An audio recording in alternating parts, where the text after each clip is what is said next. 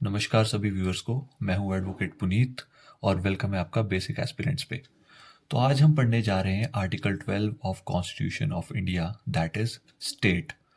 First of all, इसको शुरू करने से पहले हमें ये पता होना चाहिए कि जो फंडामेंटल राइट्स है वो हमें इसीलिए प्रोवाइड किए जाते हैं ताकि ये स्टेट पे और उसके ऑर्गन्स पे, जैसे गवर्नमेंट के ऑर्गन्स है, गवर्नमेंट की एजेंसीज है, उन पे रिस्ट्रिक्शंस पुट करते हैं, फंडामेंटल राइट्स उन पे लिमिटेशन पुट्स करते हैं और सिटीजन को एम्पावर करते हैं। तो फंडामेंटल राइट्स को जानने से पहले हमको ये पता होना चाहिए हम किसके अगेंस्ट फंडामेंटल राइट्स क्लेम करते हैं, वो है स्टेट। ठीक है, अगर हमें स्टेट पता होगा तो हम फंडामेंटल राइट्स को क्लेम कर पाएंगे कि स्टेट किसके अगेंस्ट हमने क्लेम करने फंडामेंटल राइट। तो शुरू करते हैं स्टेट की डेफिनेशन से। द टर्म स्टेट इंक्लूड्स, तीन चीजें स्टेट की टर्म में इंक्लूड होती है। फर्स्ट है executive legislature of union and state, ठीक है। सेकंड है all local and other authorities with in the territory of India. और थर्ड है under control of government of India. ये तीन चीजें हैं जो स्टेट इंक्लूड करती है।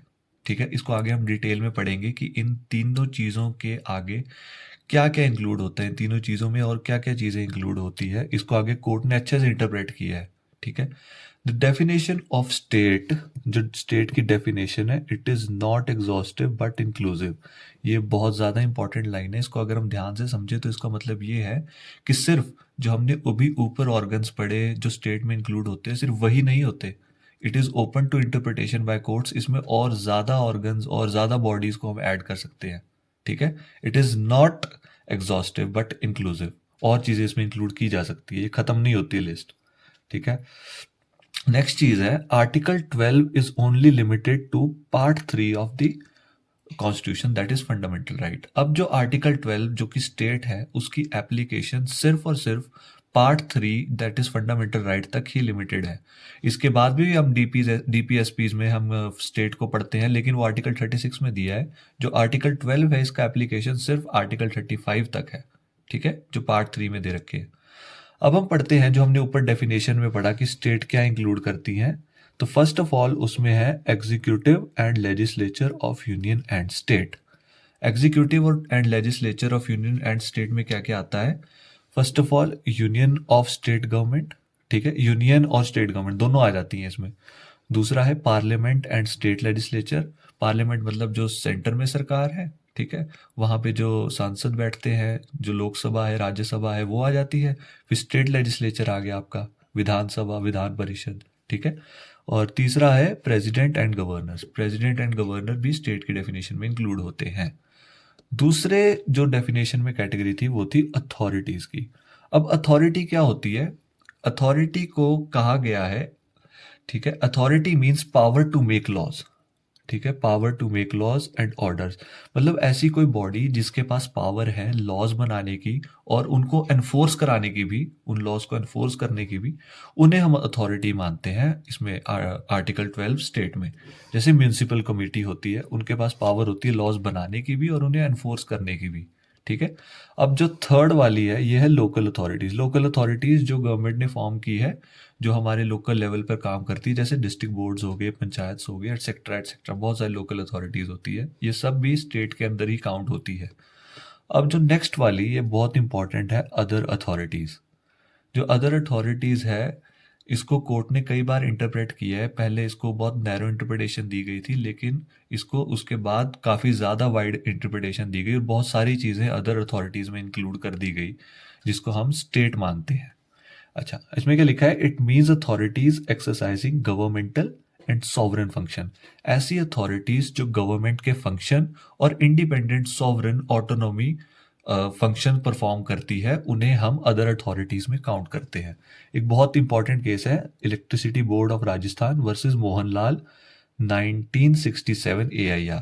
ठीक है, इस केस में कोर्ट ने बहुत ही नैरो इंटरप्रिटेशन से सिर्फ ये कह दिया था कि ऐसी अथॉरिटीज जो किसी स्टैट्यूट या किसी एक्ट से फॉर्म हुई है या कॉन्स्टिट्यूशन से फॉर्म हुई है, सिर्फ उन्हें हम अदर अथॉरिटीज कह सकते हैं। इसके अलावा जो नॉन स्टैट्यूटरी या नॉन एक्ट से जो अथॉरिटीज बनी है उन्हें हम नहीं कहते अदर अथॉरिटीज। देयरफॉर इसमें तीन चार जो हमारी अदर अथॉरिटीज में इंक्लूड की गई थी वो थी जो इलेक्ट्रिसिटी बोर्ड्स थे, उन्हें इंक्लूड कर लिया गया अदर अथॉरिटीज में। ओएनजीसी को इंक्लूड कर लिया गया, एलआईसी को इंक्लूड कर दिया गया, और अन्य पीएसयूज जितने भी पब्लिक सेक्टर अंडरटेकिंग्स हैं उन्हें भी हमने अदर अथॉरिटीज में इंक्लूड कर लिया इस केस के बाद।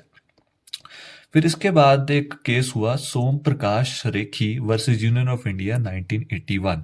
इस केस में कोर्ट ने काफ़ी ज़्यादा, सुप्रीम कोर्ट ने काफ़ी बड़ी interpretation they the other authorities को, तो काफ़ी ज़्यादा अथॉरिटीज़ इसके अंदर इंक्लूड हो गई उसके बाद। ठीक है, इसमें सुप्रीम कोर्ट ने कहा कि other authorities will include non statutory bodies also, मतलब ऐसी बॉडीज जो बिना किसी एक्ट के बनी है, जो सिर्फ एक एग्जीक्यूटिव एक्शन से फॉर्म हो सकती है, वो अथॉरिटीज भी इंक्लूड होंगी अदर अथॉरिटीज में। ठीक है, ऐसी अथॉरिटीज जो पब्लिक वेलफेयर के लिए काम कर रही है, ठीक है, उनको भी स्टेट कंसीडर किया जाएगा अंडर अदर अथॉरिटीज।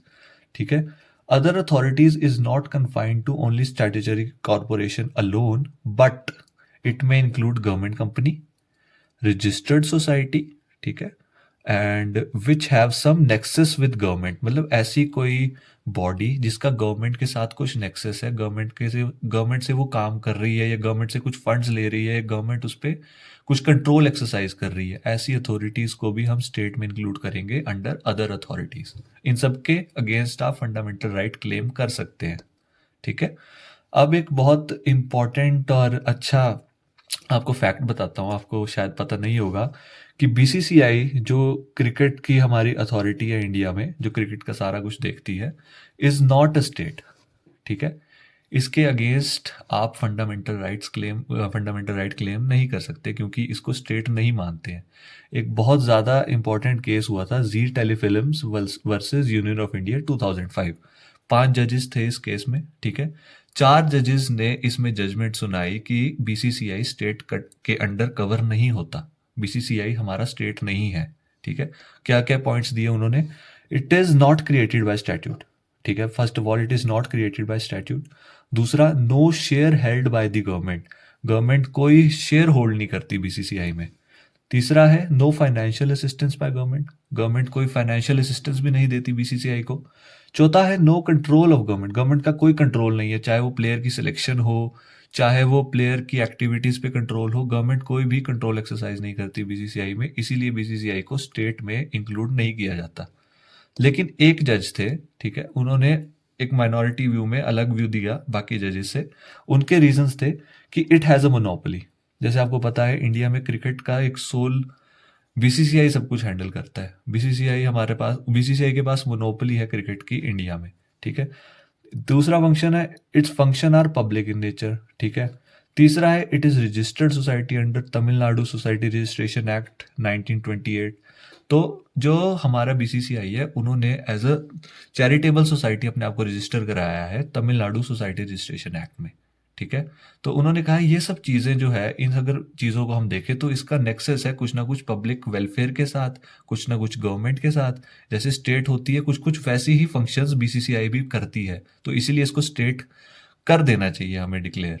लेकिन ऐसा नहीं हुआ क्योंकि 4 जजेस ऑलरेडी बोल चुके थे कि it is not a state. अभी भी काफ़ी ज़्यादा इसके स्टेटस के ऊपर कंट्रोवर्सी होती रहती है कि बीसीसीआई स्टेट है या नहीं है। अगर बीसीसीआई को हम स्टेट डिक्लेयर कर देते हैं तो ये आरटीआई के अंदर आ जाएगा, तो बहुत ज़्यादा ट्रांसपेरेंट हो जाएगा कि कहाँ से इनको फंड्स आ रहे हैं, गवर्नमेंट क्या इन्हें फाइनेंशियली हेल्प कर रही है या नहीं कर रही है, गवर्नमेंट इन पे कंट्रोल एक्सरसाइज कर रही है या नहीं कर रही है। तो एक बार मेरे ख्याल 2014 में गवर्नमेंट ने ट्राई भी किया था इसको इंक्लूड करने के लिए, लेकिन वो पार्लियामेंट में पास ही नहीं हुआ बिल। चलो नेक्स्ट पे आते हैं, इज जुडिशरी अ स्टेट, क्या जुडिशरी भी एक स्टेट है? ठीक है, तो इसमें एक बहुत ही सिंपल सी चीज इन्होंने बताई है कि judiciary is not mentioned in article 12। सीधी सी बात, आर्टिकल 12 में कहीं पे जुडिशरी का मेंशन नहीं हुआ है। तो जजेस ने खुद इवॉल्व की इसकी इंटरप्रिटेशन, तो उन्होंने कहा कि judicial view is that judgment of court which cannot be challenged on the ground they contravene fundamental rights। मतलब जो भी जुडिशियल जजमेंट्स होंगी उनको आप कोर्ट में चैलेंज नहीं कर सकते कि वो फंडामेंटल राइट्स को वायलेट कर रही है, मतलब वो स्टेट के अंडर नहीं आता। इसके लिए केस हुआ था वरेश versus state of Maharashtra AIR 1967। इसमें कोर्ट ने कहा था कि जुडिशरी जब रूल मेकिंग पावर एक्सरसाइज करेगी अंडर आर्टिकल 145, आर्टिकल 145 ये कहता है कि सुप्रीम कोर्ट अपनी फंक्शनिंग के लिए अपने रूल्स खुद बना सकती है। जब वो ये वाली पावर एक्सरसाइज करेगी तब वो स्टेट की डेफिनेशन के अंडर आएंगे। जब वो कोई जुडिशियल फंक्शन कर रही होंगी, जजमेंट सुना रही होंगी, लेकिन तब उस समय वो स्टेट नहीं कंसिडर किए जाएंगे। मतलब उस टाइम आप फंडामेंटल राइट्स के वायलेशन को क्लेम नहीं कर सकते। ठीक है। Article 13 laws inconsistent with fundamental right. अब जो आर्टिकल 13 है ये जुडिशरी को जुडिशियल रिव्यू की पावर देता है ताकि कोई भी लॉ जो स्टेट लेजिस्लेचर या पार्लियामेंट इनैक्ट करती है, अगर वो लॉ फंडामेंटल राइट के साथ इनकंसिस्टेंट है, फंडामेंटल राइट को वॉयलेट कर रही है, तो उन लॉज को वॉइड डिक्लेयर करने की पावर देता है आर्टिकल 13 कोर्ट्स को। ठीक है। तो जो आर्टिकल 13 है इसका क्लॉज 1 क्या कहता है? ऑल प्री कॉन्स्टिट्यूशन लॉज, मतलब जो लॉज कॉन्स्टिट्यूशन से भी पहले के बने हुए हैं, ठीक है, shall be void to the extent to which they are inconsistent with fundamental right. अगर वो लॉज जो कॉन्स्टिट्यूशन के पहले के बने हैं वो हमारे आज के फंडामेंटल राइट्स को इन्फ्रिंज करते हैं या वॉयलेट करते हैं, तो उन लॉज को वॉइड डिक्लेयर कर दिया जाएगा। ठीक है। जो इसका क्लॉज 2 है वो कि ये कहता है state shall not make any law which takes away fundamental right. आज के टाइम पे पार्लियामेंट ने कोई ऐसा लॉ नहीं बनाना है जो हमारे फंडामेंटल राइट्स को वॉयलेट करे या उन्हें चेंज कर दे। ठीक है, या उन्हें ले जाए। चेंज तो कर सकते हैं पर उन्हें ले ना जाए, उन्हें लोगों से अलग ना कर दे। तो इसका जो क्लॉज 3 है वो ये कहता है लॉ लॉ जो है, जो टर्म लॉ है, इसके अंदर क्या क्या चीज़ें इंक्लूड होती है। फर्स्ट ऑफ ऑल सबसे पहला आता है इसमें ऑर्डिनेंस। ऑर्डिनेंस कौन देता है? प्रेसिडेंट या गवर्नर, इन दोनों के पास पावर होती है ऑर्डिनेंस इशू करने की। दूसरा चीज़ होती है इसमें ऑर्डर। लॉ के अंदर ऑर्डर्स भी इंक्लूड होते हैं। ऑर्डर्स देते हैं एडमिनिस्ट्रेशन वाले या एग्जीक्यूटिव एक्शन से। तीसरा आते हैं बायलॉज। बायलॉज जो स्टैट्यूटरी बॉडीज होती हैं वो बायलॉज क्रिएट करती है अपनी फंक्शनिंग के लिए। फिर आते हैं रूल्स, नोटिफिकेशन और कस्टम्स जो इंडिया में प्रेवलेंट है, जो चलते आ रहे हैं। ठीक है। तो जो आर्टिकल 13 है ये जुडिशियल रिव्यू, जैसे मैंने आपको बताया, ये प्रोवाइड करता है कोर्ट्स को ताकि वो चेक कर सके कौन कौन से लॉज हमारे फंडामेंटल राइट्स को इन्फ्रिंज कर रहे हैं, और अगर कर रहे हैं तो उन्हें स्ट्रक डाउन करें। ठीक है। मतलब ये पावर देता है आर्टिकल 13 हमारे जुडिशरी को। ठीक है। तो अब है इसकी application and interpretation of article 13। अब कुछ इसकी एप्लीकेशंस हैं, कुछ इंटरप्रिटेशन है आर्टिकल 13 की, वो हम पढ़ेंगे। तो उसमें सबसे पहली है रेट्रोस्पेक्टिव इफेक्ट। रेट्रोस्पेक्टिव इफेक्ट मतलब आर्टिकल 13 जो है ये प्री कॉन्स्टिट्यूशन लॉज पर भी वैलिड है। अगर कोई प्री कॉन्स्टिट्यूशन लॉ हमारे फंडामेंटल राइट्स को आज वॉयलेट कर रहे हैं तो उन्हें भी हम वॉइड डिक्लेयर कर सकते हैं। ठीक है। वो अब ऑपरेट नहीं कर सकेंगे अगर वो फंडामेंटल राइट को वॉयलेट करेंगे।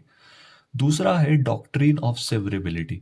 डॉक्ट्रिन ऑफ सेवरेबिलिटी का मतलब ये है, अगर हमारे पास मान लो एक एक्ट है, ठीक है, और उस एक्ट में से सिर्फ एक सेक्शन जो है वो फंडामेंटल राइट्स को वॉयलेट कर रहा है, तो हम पूरे एक्ट को नहीं डिलीट करेंगे, सिर्फ उस एक सेक्शन को डिलीट कर देंगे जो फंडामेंटल राइट को वॉयलेट कर रहा होगा। हम मतलब कोर्ट।